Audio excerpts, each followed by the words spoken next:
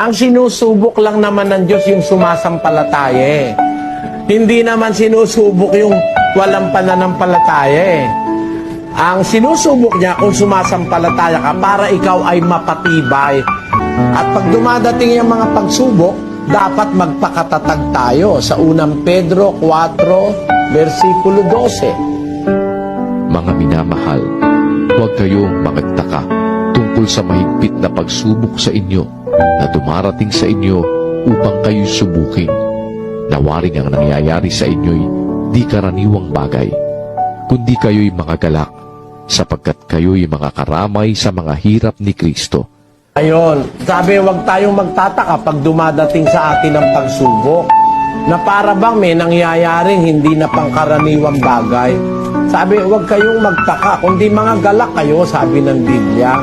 Sapagkat sa paraang yun, nagiging karamay tayo sa hirap ni Kristo. Para ba tayo nakiramay nung siya ay nahirapan sa krus? Pagka tayo nagpapakatatag sa pagsubok.